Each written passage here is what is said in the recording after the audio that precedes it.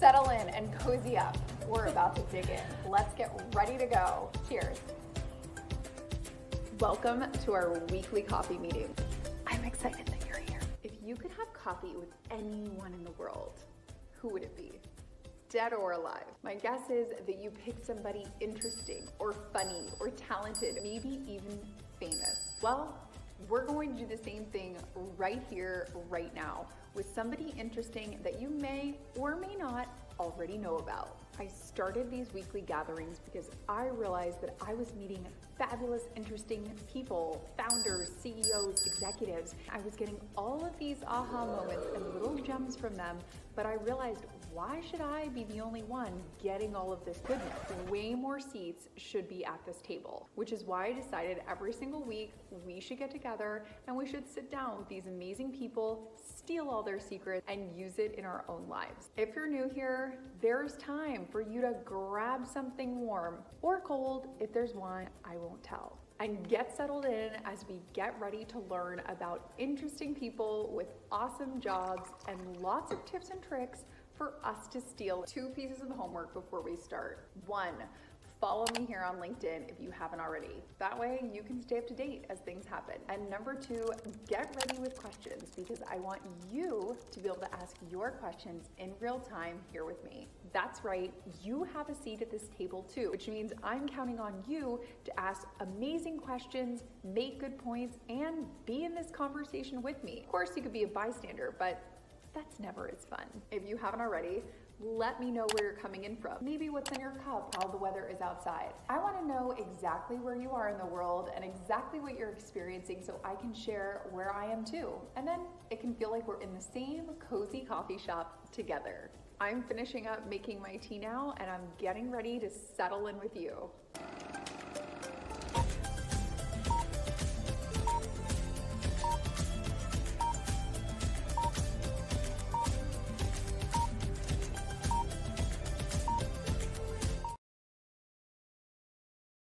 Happy Wednesday, friend. So good to see you. I hope you've been having a beautiful start to the week. I missed you last week, but I'm back with you today, which I'm really excited about.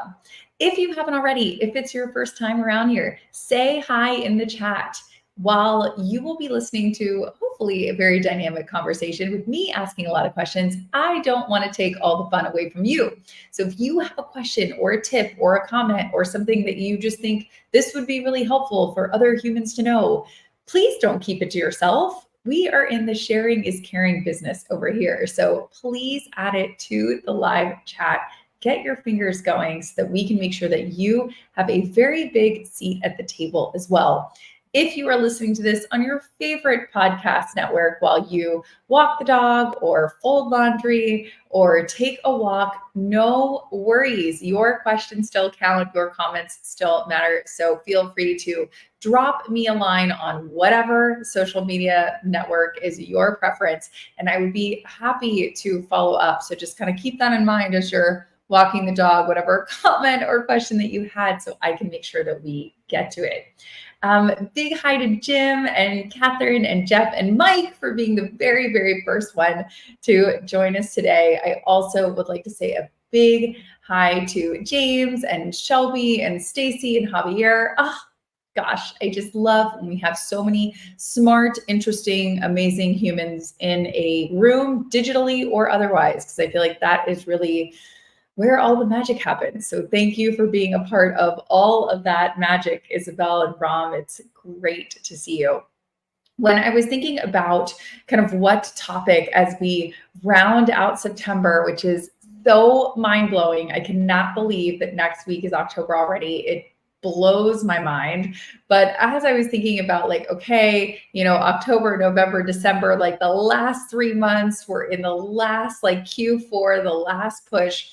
I have this thought of, really, I think that everybody has this mindset of like push, push, push till the end of the year. But I really wanted to take a step back and really kind of phrase it as during that push, whether it's the holidays or just work is crazy or whatever it might be, you might have times alone in a dark room where you're like, oh my gosh, this is really hard. Like, this is like whatever it is I'm doing, work, life, whatever, this is hard. I am in a very hard spot. And so when I was thinking about that and really kind of coming up with this like theory of like, what do we do when things get hard? And we're, hope is not a strategy, as my husband likes to say, or my friend Cody says, hard is, you got to choose your hard, whatever that hard thing is. And no one's coming to save you. You really got to look at saving yourself. And it was at that exact moment that, I happened to look down at my bookshelf, which is in my office.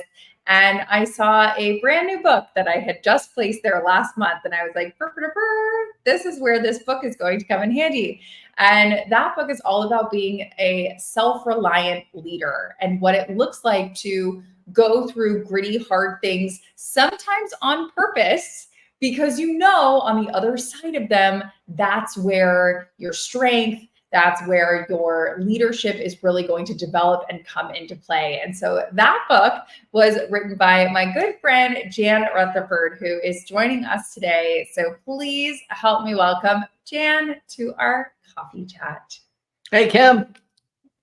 So good to see you. How are you? Fireworks. Holy cow. What a great setup. What a great introduction. Thank you. Well, I really did mean it. And I really feel like as we get into Q4, there's going to be a lot of people that might be joining us today who are leaning in and saying, yes, Jan, like things are hard. And I'm trying to be this leader, or I'm trying to be the best employee, or I'm trying to be a fearless entrepreneur. And things are hard. And what do I do with that? Yeah. Well, I think, I've seen it more now lately than ever. Things got kind of hard right in the middle of the pandemic. And I think it seems like it's similar right now, that people are stressed out. We know from the Gallup survey that just came out, people are stressed out. People are lonely quite a bit. People don't, the friend circles have kind of shrunk for a lot of people over the years. And we're all thinking that, gosh, if I'm just a little bit busier, if I just work a little bit harder, things will slow down, and they won't. And it's, there's a couple books on that bookshelf about a good life and Stoic philosophy, and so many of them basically point to the fact that a good life isn't something in the future. A good life has to be defined today, and what that means. And I'm always reminded by my friend Joel Peterson, the former chairman of JetBlue, who said 24 hours is more than enough time every single day. And if it's not, the priorities are a little bit misplaced. I love that saying, and it's so true because we all have the same 24 hours. So that is another thing as well. It's not some uneven playing field. We all have the same 24 hours. And what I was really curious about is, and this is kind of like my own selfish question. I already told everybody that they can ask questions, but until then, I'm asking my own selfish questions, which is, while you've been doing this work your whole career, obviously from, being a Green Beret to kind of leading these crucible leadership experiences to your work on stages and speaking and consulting, why now, after like, especially the last 13 years when we've really been knee deep in the teamwork and consulting work and speaking engagements, did you think a book?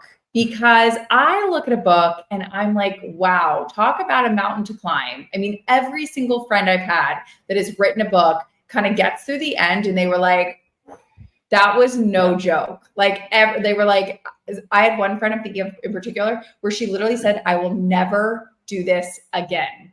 Yeah. Like, so hard. So I'm curious, what was that an actionable thing on your part of like, I know that it's this really hard thing, but I'm going to do it on purpose? Yeah. Well, so many people that do what I do have said, I wrote a book, I'm done. Like, I'll do online courses, I'll do other things because nobody writes a book to get famous or to make tons of money. I mean, the books that go crazy are rare. I mean, really rare. What happened is I was talking to a really great publisher friend in Portland by the name of Todd Satterson. And I said, hey, I think I kind of want to write a book. And he's a publisher. And he goes, why? And I said, well, I want to have a bigger impact. And he asked really a great question. He said, Jan, haven't you already helped a lot of people? Like, the undertone to that question was, what's enough? Which is a really great question all the time. Like, what's enough? And my response was, the crucible doesn't scale. I can't take thousands of people on expeditions with military veterans and executives. I can't, you can't do it. And I said, I want to get a foundation down of what we've learned after 10 years and 25 expeditions all over the world. And as a baseline of all the lessons, the predictable things that happen on a crucible that parallel the business world. And so I found a great partner, Jackie Jordan, to help me write that, and really different perspective. She's of a different generation, a different gender. We both are veterans. And, we came up with this book that we hope really helps a lot of people and also sets a foundation by which other people in the future can build on the whole idea of a self-reliant leadership crucible. And I'm curious, like you just said, you've had 10 years of experience working with really, whether it's a big team, a small team, high-powered executives from like Fortune 500 to, smaller teams. And I'm curious, over 10 years, all different walks of life, all different types of companies, what has been like one or two, or maybe even three of the things that you see that's kind of common, no matter where that team came from, what gender that team is, what age bracket that team is, just what are some of those like universal lessons that whether you are a 65-year-old guy in Milwaukee or a 25-year-old girl from Chicago, you're experiencing? That's a great question, Kim. I knew you would ask great questions, and it's such a delight. So here's what happens on almost every crucible. There's always somebody that's in some situation is a weak link. It could be physically. It could be, 24 hours a day with people. I don't get any downtime. I'm an introvert. I can't do that. It might be they didn't want to show any vulnerability. But there's always a moment where the group realizes, the team, hey, we've got a weak link here, and the team can only go as fast, literally and figuratively, as the slowest person. So when that happens, it actually makes the team stronger. We've had some teams where everybody was really squared away and really good, and then it became kind of this competition, and the team didn't really gel. And, out there, it's really easy to see who might be struggling. In our hybrid remote world, it's really hard to know. A 15-minute stand-up once a week doesn't give you insight into people's character and how they're dealing with adversity. But out there, we can see it. So the lesson is always, you've got to slow down to speed up. You have to spend your time with people. You have to develop relationships. And you've got to learn to trust, to delegate, to do what only you can do. And so that takeaway is always that dynamic is always a little bit of that, the famous Tuckman, form, norm, storm, perform, all that always happens out there.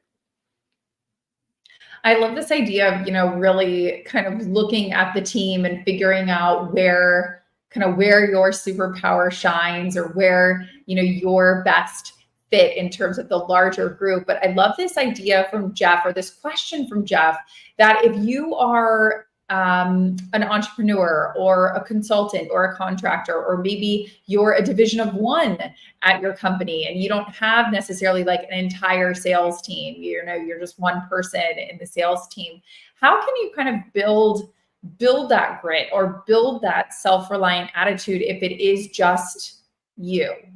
Yeah. Well, the whole idea of self-reliant leadership came to me when I was a teenager soldier, and I was cold, wet, tired, and hungry. And then, I'm in patrol, and one of my peers is the leader, and all of a sudden the instructor says, that leader's gone, you're now in charge.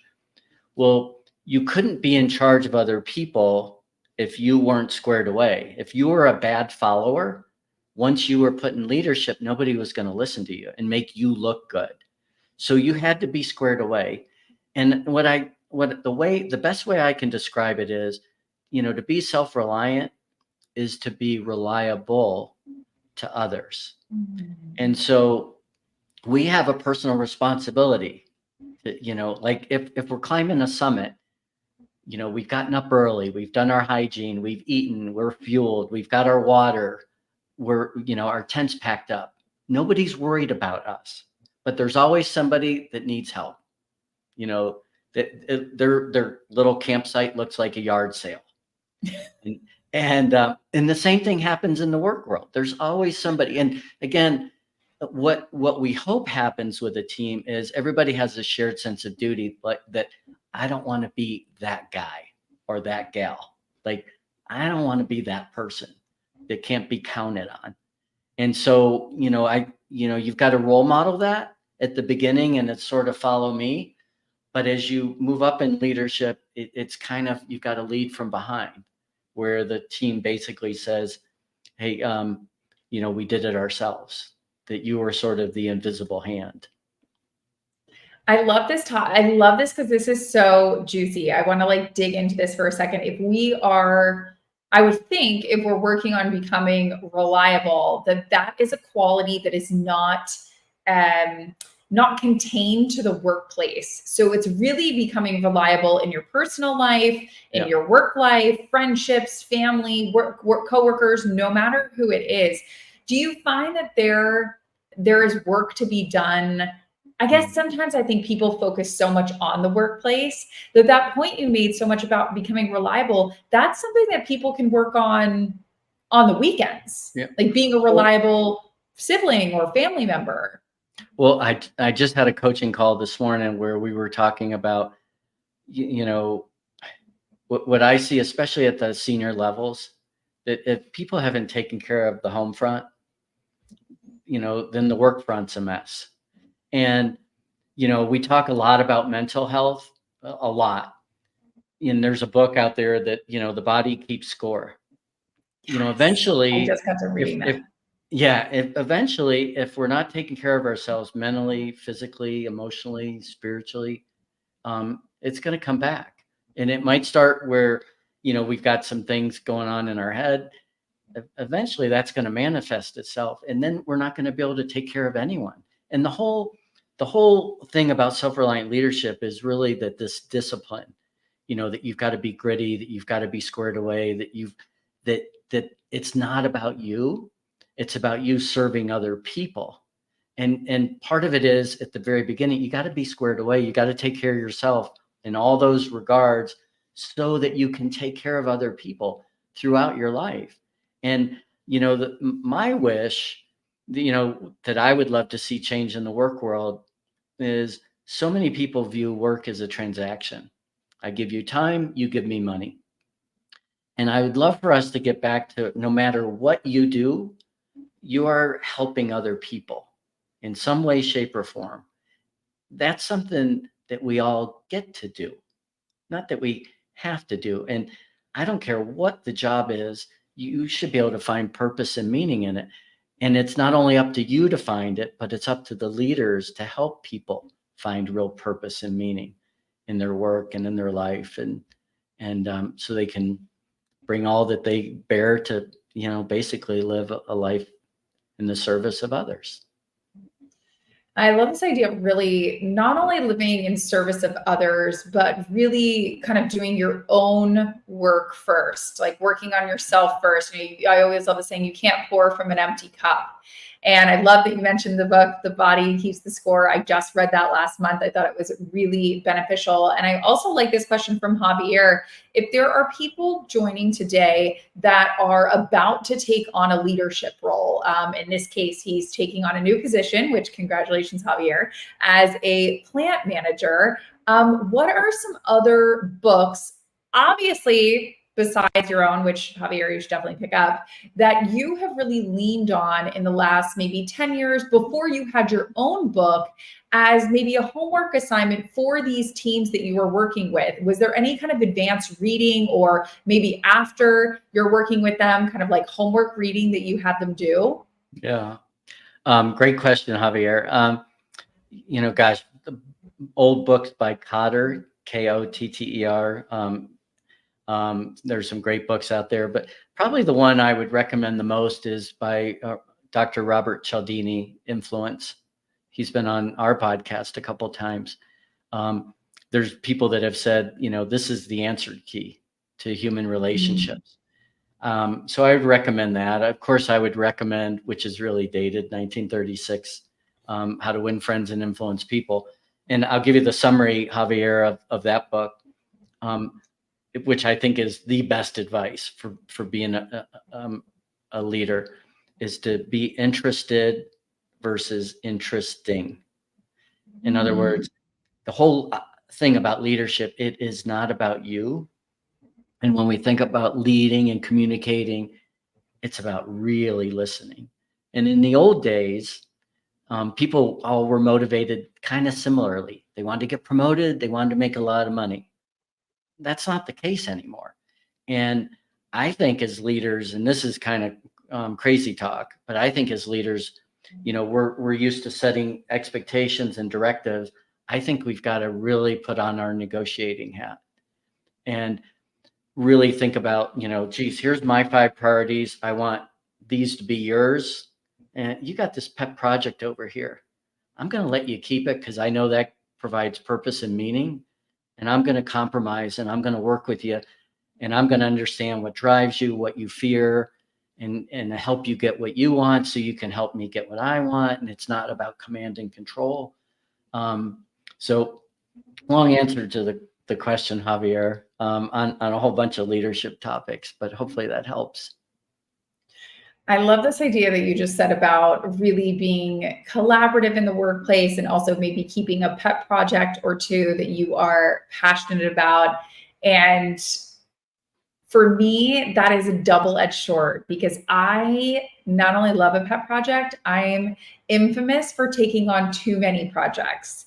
My husband is always like, no more volunteering, no more, because I'm a yes person. And especially when I'm in the room, I'm excited, right? Like, we're saving dogs. I like dogs. Let's save more of them. Yes, of course I will do that. I'm a yes, of course person. And then I get home later and I'm like, ooh, perhaps I've relied on myself a little too much and gotten myself a little in over my head. And it's a similar situation, I think, to Liz.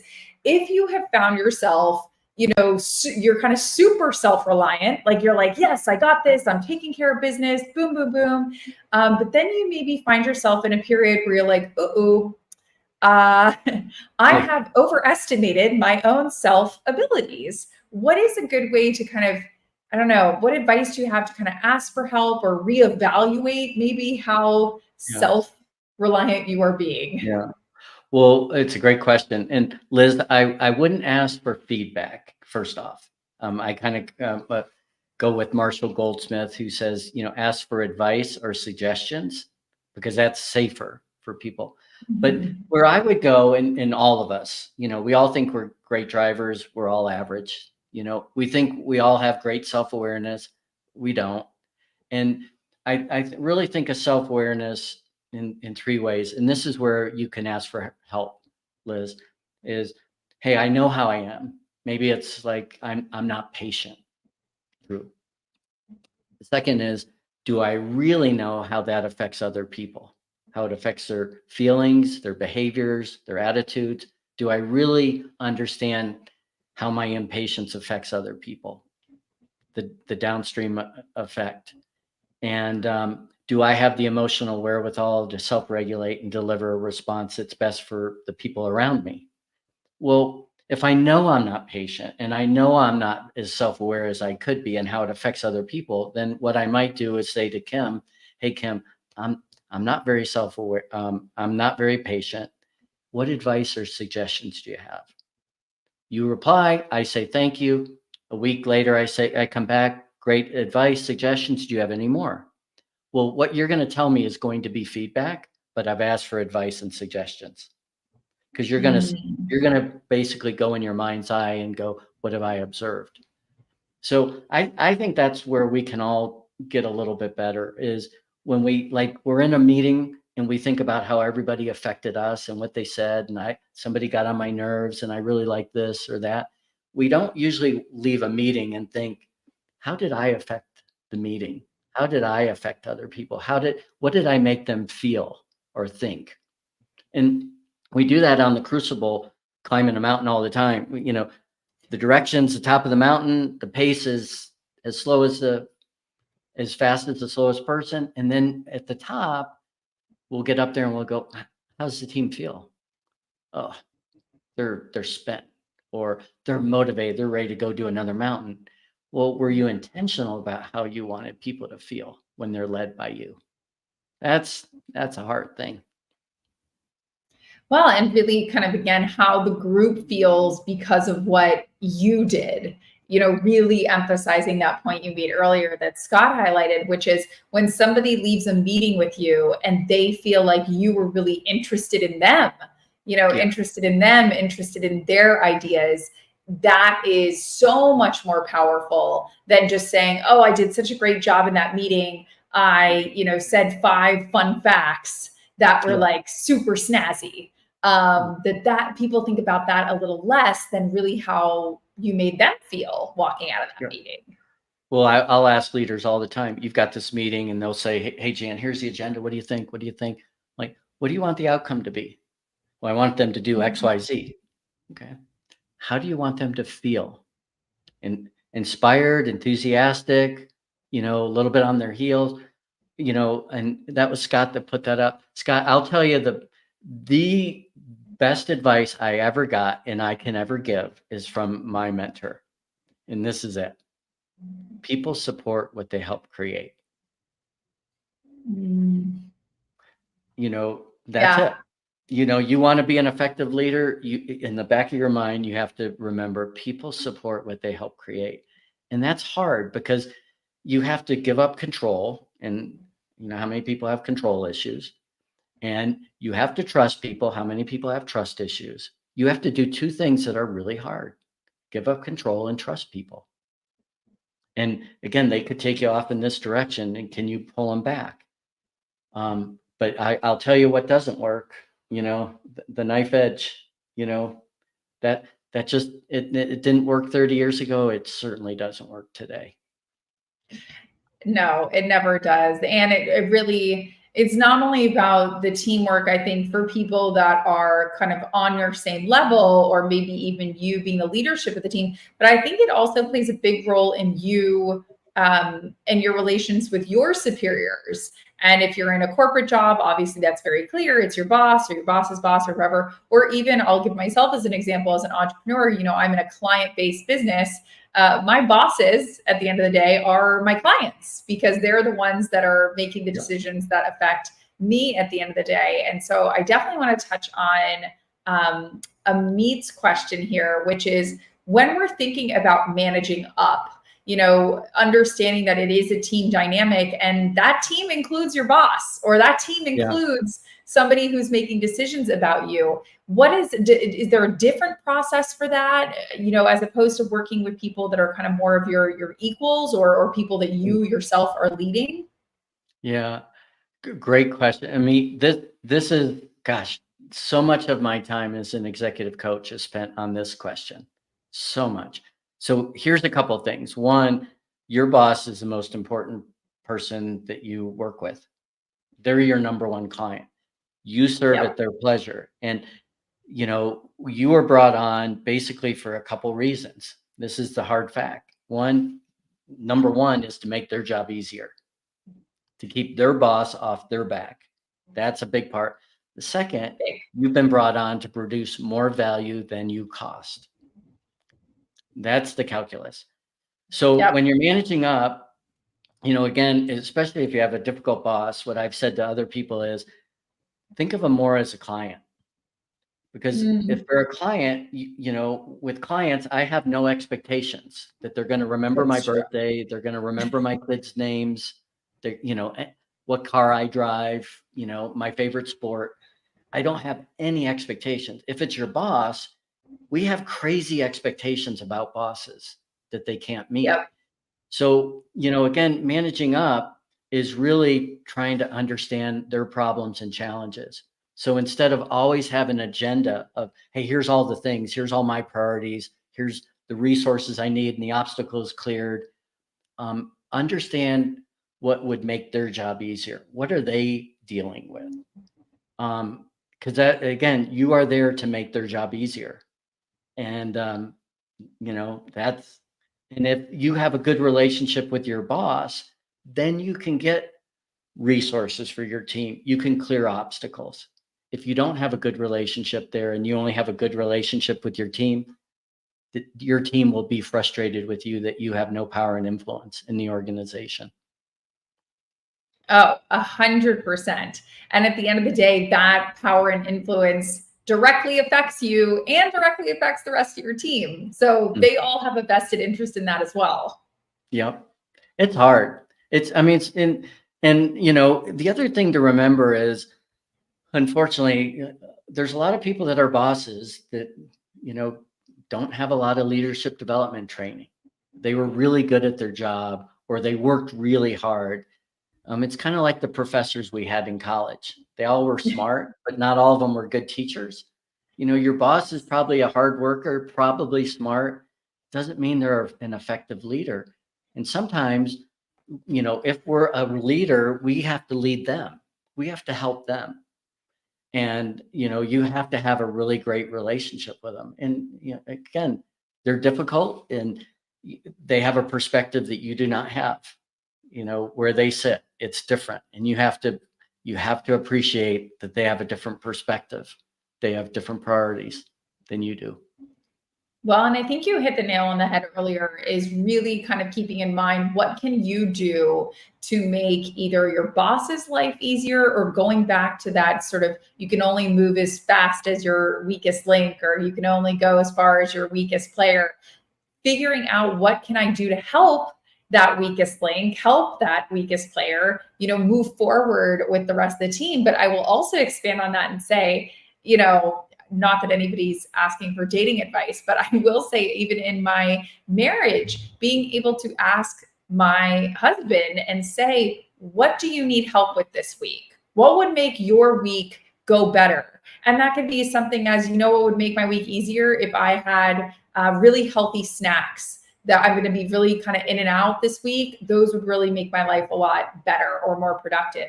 Small things that people can count on you for. And so I think Yep. it bleeds through whether it's work or personal life. And that I think is a huge takeaway. Yeah. Well, I mean, you're pointing to something, Kim, that, none of us are going to be successful alone. I No. don't care if you're an entrepreneur. I mean, I'll bet you if you counted, Kim, all the people around you that either, that are 1099 that you pay or people that are just supportive, I'll bet you it's 40, 50 people. If you counted everybody, LinkedIn people, all, and I mean, all those relationships are really important. And, you can't just go to them when you need stuff. You've got to be a net giver, than just a taker. And, all the people we've had on the show that talked about networking, every single one of them said the same thing. You have to enter into relationships figuring out what you can give, not expecting anything in return. And I think, that applies to the work world. And again, that's about adjusting your expectations about the people that you work with. The reason we get frustrated at work is it's misaligned expectations.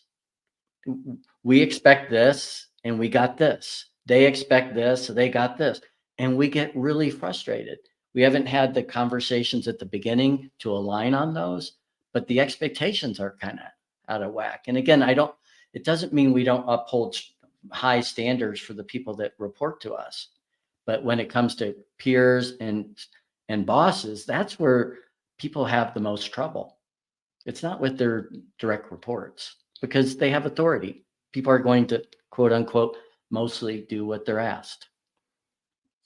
I could not agree more. And really, I think Stanley summed it up really well, which is, employees don't last with bad bosses. No. You really have a direct cost to you if you do not learn, these leadership skills, if you do not invest in your own learning and your own self. It's not just, it's not this self glorification of like, oh, I'm just, it's all about me. No, really working on yourself and working on your own leadership styles and working on your own relations to your teammates or to people that are working under you. That's going to have a direct effect of if you have a team that is going to stand by you and is not going to get 6 months in and go, man, let me freshen my resume and, get me the heck out of here. Well, was it Stanley? Stanley. That, you're 100% right. When we interviewed Jeff Pfeffer, who's a pretty great expert on power and influence and a professor at Stanford, he indicated that the single best metric about a leadership's effectiveness is retention. I mean, if people continue to follow you, you're doing something right. And so a question I would put out to all of you listening, and this is a hard question, is to look in the mirror once in a while and ask yourself, am I easy to follow? Do I make it easy for people to follow me? Or is there tons of ambiguity? Or am I wishy-washy? Or am I back and forth, hot and cold? I hear all the time about, especially founders, that they parachute in and then they leave. And then they parachute, it's like they're really super engaged, micromanaged, and then they disappear for 3 weeks. Then they come back in. And there's bosses that are like that too. But again, we have to control what we can control. And again, remember, none of us control other people. At the best, going back to Cialdini, we can influence them, but we can be easy to follow. We can be unambiguous. We can remember that people support what they help create. We can listen and get their input and find out their fears, their drivers, their wants, their needs. And we might not meet all of them, but at least we've listened. We show we care. We've shown compassion. Absolutely. I'm curious, for you, as you dug into creating this book and really reflected on, the last decade of digging in deep with a lot of these issues and learnings, was there anything that came to the forefront that you said to yourself, the minute I start working with somebody, whether it's an executive coaching situation or a team, and I see this one thing, that sort of sets off red flags in my mind that we have to address that or we have to dig into that? Is there one thing that kind of you see it and you just immediately know we got to get into this because this is going to be a big problem? Well, I think it's a lack of curiosity. I see it, I work with a lot of veterans who are transitioning out in their mid 40s. They've had a stellar career and, they want to get out and they want to solve problems. And what they really need to do is be really curious. And even when they think they've got the solution, is keep asking questions, keep asking questions. You probably get this, Kim. A lot of people want to have coffee with you. They want to chat. They want to pick your brain, right? But yes. When a lot of these people that want to pick your brain, I'll bet you a majority of them don't pick your brain. They tell you what they want. Like, here's my resume, here's what I want, here's all the stuff I want. And they really never got around to asking you any questions that would help them gain insight into, the trials and tribulations you've been through and the hard-earned wisdom you've earned. So that's Totally. I think what's it for you? I think for me, the biggest sort of unlock with that sort of, pick your brain, or can you talk to me, or do you have 30 minutes, or can I ask you these questions about, whatever it is. My best sort of unlock was from that. And if you know me, well, you know this unlock already, but I'll say it again, which is I would give people homework. So I would say, I would love to have a 30-minute coffee with you. I would love to do XYZ. Why don't you read, this news article or read this book or whatever it is, because I think that that will answer a lot of, the questions that you're having. After you've read it, let's have a conversation, then we can do, whatever it Mhm. is. And what I've realized is the people that really want your feedback, that are hungry for it, they will do the homework.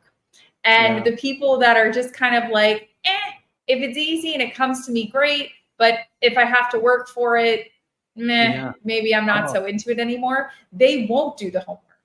And so it really helped me weed out. That way, I'm actually never saying no. I'm actually constantly in the yes business. Yes, I would love to.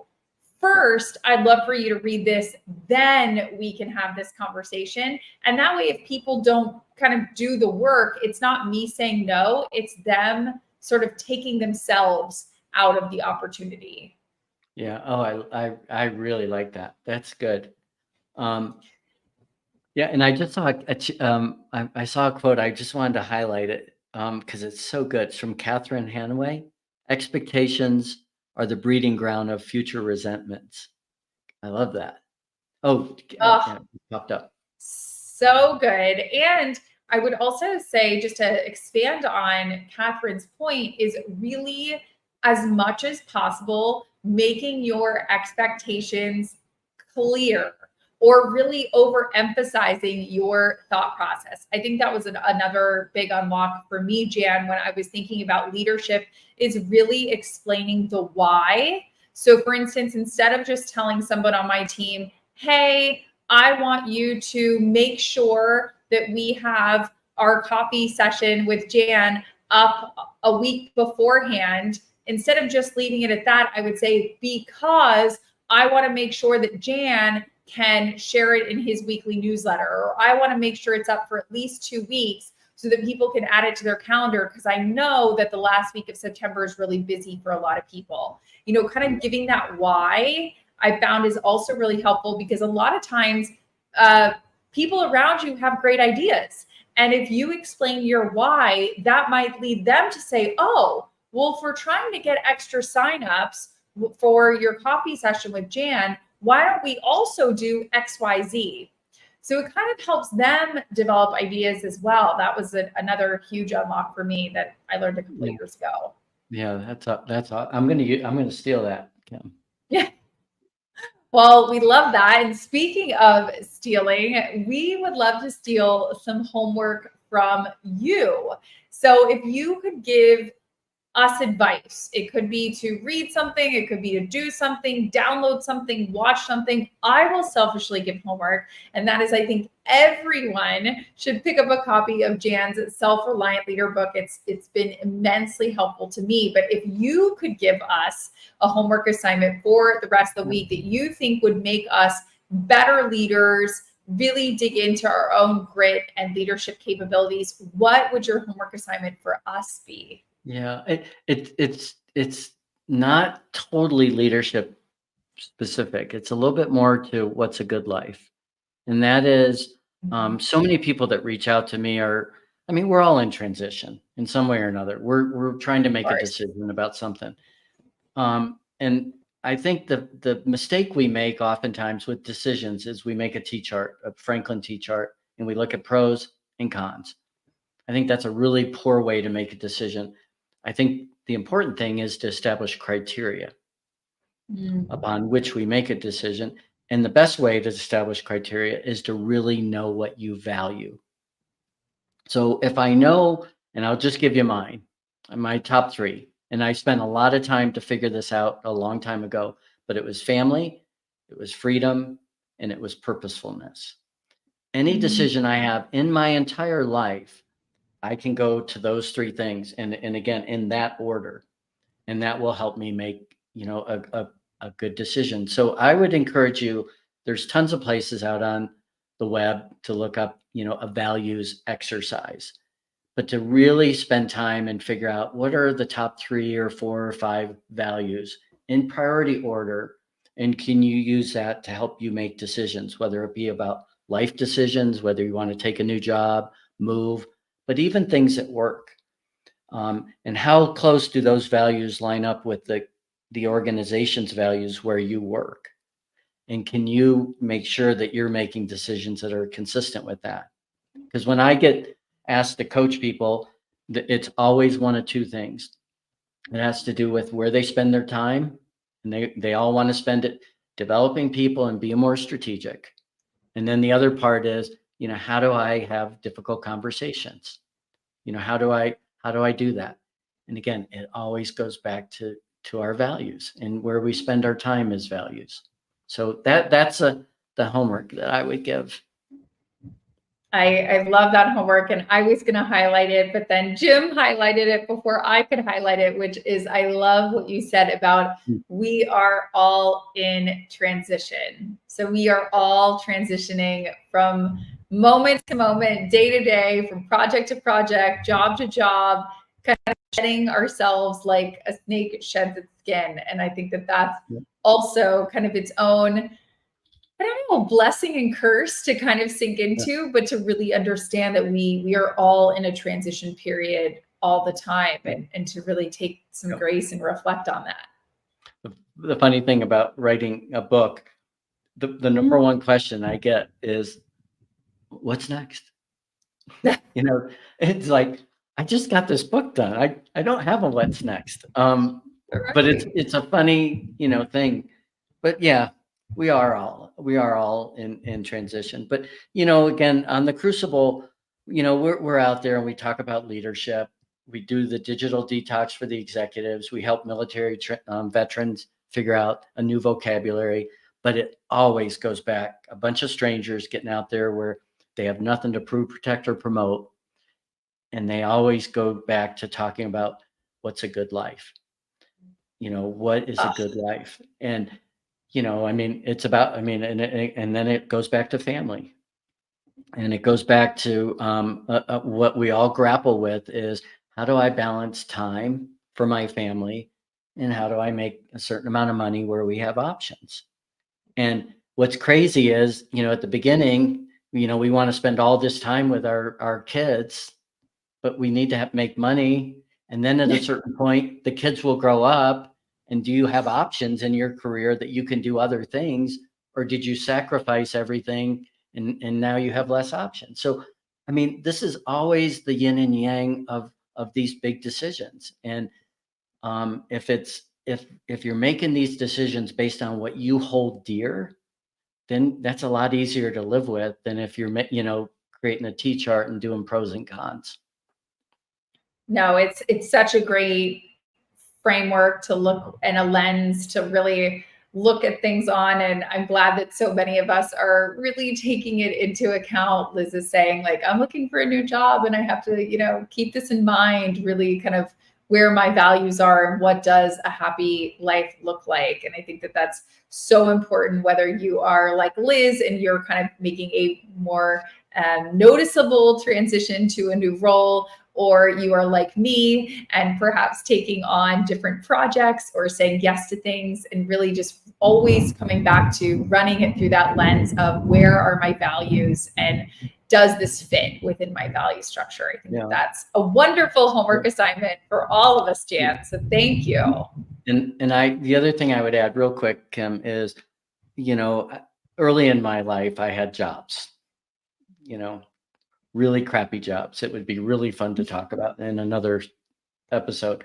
And then I had a career, first in the military, then the business world.